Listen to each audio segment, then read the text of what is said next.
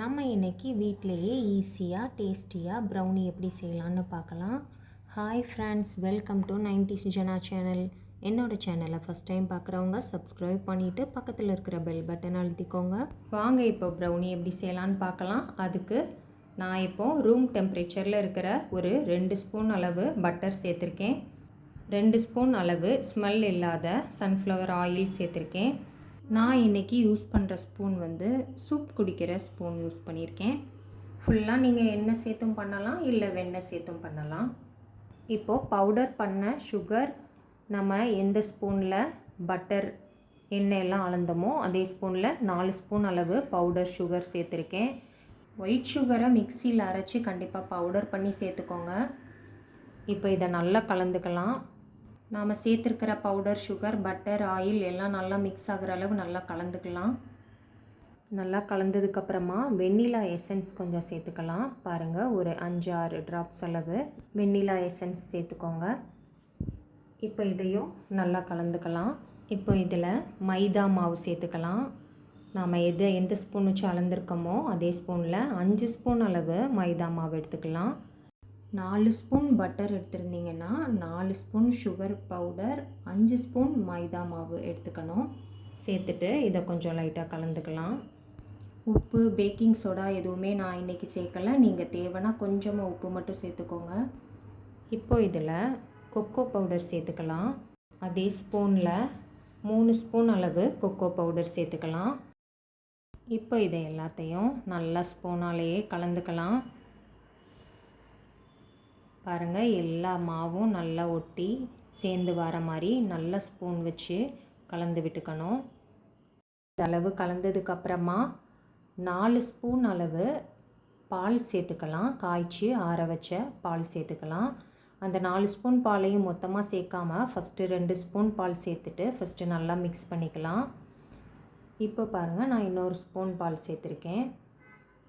இப்போ திரும்ப இதை நல்லா கலந்துக்கலாம். இப்போது இன்னொரு ஸ்பூன் பால் சேர்த்துருக்கேன்.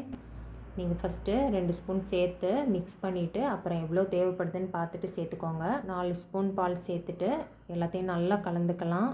3 அல்லது 4 ஸ்பூன் பால் தேவைப்படும். இப்போ பாருங்கள், மாவு பார்க்கும்போதே தெரியும் கேக் செய்கிறதுக்கான கரெக்டான கன்சிஸ்டன்சிக்கு மாவு ரெடி ஆயிடுச்சு. சாக்கோ சிப்ஸ் கொஞ்சம் சேர்த்துக்கலாம். சாக்கோ சிப்ஸ் நிறையா சேர்த்தாலும் நல்லாயிருக்கும், இன்னும் நிறைய கூட சேர்த்துக்கலாம். இதை சேர்த்துட்டு மிக்ஸ் பண்ணி நாம் கேக் வேக வைக்கும்போது அங்கங்கே இருக்கிற சாக்கோ சிப்ஸ் எல்லாம் கேக் ரெடி ஆனதுக்கப்புறம் சாப்பிடும்போது ரொம்பவே டேஸ்ட்டாக இருக்கும். அதனால் இன்னும் நிறைய கூட நீங்கள் சேர்த்துக்கலாம். இப்போ நாம் ஒரு அடிக்கனமான ஒரு பாத்திரம் ஏதாவது எடுத்துக்கலாம். நான் ஒரு பழைய குக்கர் எடுத்திருக்கேன். அதில் ஒரு ஸ்டாண்டு வச்சுக்கலாம். வச்சு மூடி போட்டு ஒரு 5 நிமிஷம் ஃபுல் ஃப்ளேமில் வச்சு ப்ரீ ஹீட் பண்ணிக்கலாம்.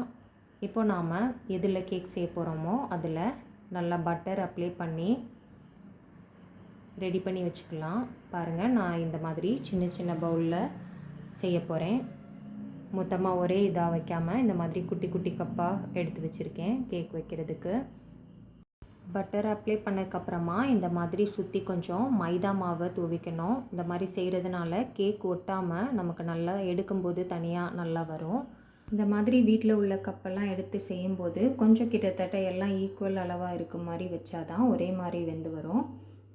இப்போ நாம் ரெடி பண்ணி வச்சுருக்கிற இந்த மாவு மிக்ஸை இதில் கொஞ்சம் கொஞ்சமாக எடுத்து வச்சிடலாம். ஃபுல்லாக பொங்கி வர அளவு வைக்காமல் பாதி அல்லது முக்கால்வாசி அளவு வச்சுக்கலாம்.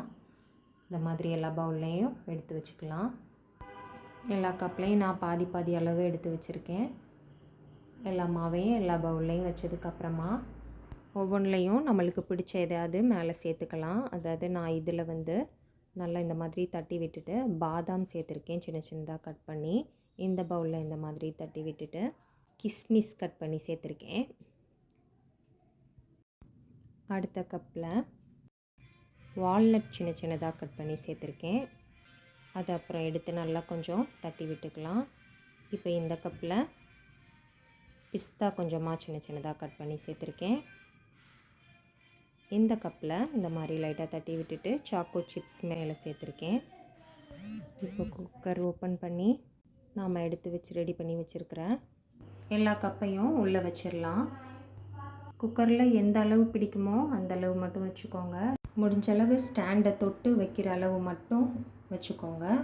நான் இன்றைக்கி எனக்கு 5 கேக் தேவை, அதனால் நான் எக்ஸ்ட்ரா ஒன்று மேலே வச்சுருக்கேன். ஆனால் குக்கர் மூடுறதுக்கு கரெக்டாக தான் இருந்தது. ஸோ இதை வச்சு இந்த மாதிரி குக்கர் மூடி போட்டு குக்கர் வெயிட் எதுவும் போடாமல் லோ ஃப்ளேமில் வச்சு 5 to 10 மினிட்ஸ் வச்சுக்கலாம். நாம் எவ்வளோ கேக் செய்கிறோம் அதை பொறுத்து டைம் மாறும். எனக்கு வந்து 8 மினிட்ஸ் ஆச்சு. ஓப்பன் பண்ணி ஒரு குச்சி வச்சு குத்தி பார்த்தோன்னா இந்த மாதிரி ஒட்டாமல் வந்ததுன்னா கேக் ரெடி ஆயிடுச்சுன்னு அர்த்தம். இப்போ நமக்கு சூப்பரான ப்ரௌனி ரெடி ஆயிடுச்சு. இப்போ இதை எடுத்து கத்தி வச்சு ஓரமாக மட்டும் லைட்டாக எடுத்து விட்டோம்னா கேக்கு கையில் வந்துடும். இப்போ நாம் ரொம்ப டேஸ்டியான ப்ரௌனியை வீட்டிலே ரெடி பண்ணிட்டோம். கண்டிப்பாக எல்லோரும் ட்ரை பண்ணி பாருங்கள். ட்ரை பண்ணி பார்த்துட்டு எப்படி இருந்ததுன்னு சொல்லி எனக்கு கமெண்ட் பண்ணுங்கள். என்னோடய சேனல் பிடிச்சிருக்குன்னா லைக் பண்ணுங்கள், சப்ஸ்கிரைப் பண்ணுங்கள். இந்த லைஃப் தான் நல்ல சுவைத்து சாப்பிட நமக்கு கிடச்சிருக்கு. ஆனால் உணவே மருந்துங்கிறத மறந்துடக்கூடாது. ஸோ சுவையான மற்றும் ஆரோக்கியமான உணவுகளை சுவைத்து மகிழுங்கள். தேங்க்ஸ் ஃபார் வாட்சிங்.